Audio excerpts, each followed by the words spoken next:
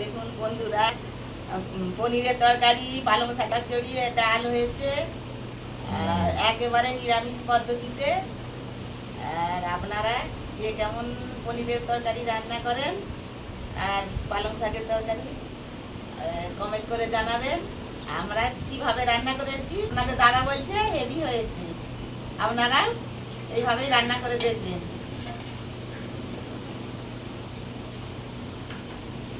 ভালো লাগলে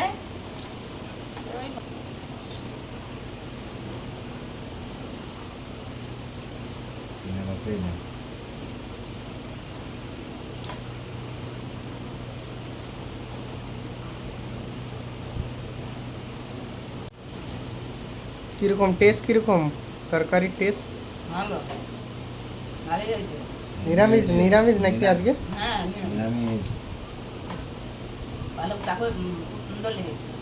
মাছের তরকারি, কচু দিয়ে, পালং শাক দিয়ে, মূলো দিয়ে ভাজি, আর পনিরের তরকারি, শিমলা মির্চি। ডালটা কি মুগের ডাল? হ্যাঁ, মুগের ডাল, মুগের ডালটা ভালো হয়েছে।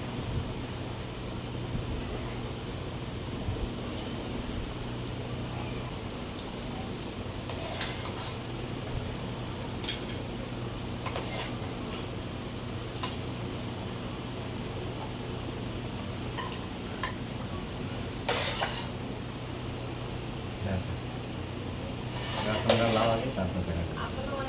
হ্যাঁ, সে তো জানি, আমি না দিয়ে তুমি একদম।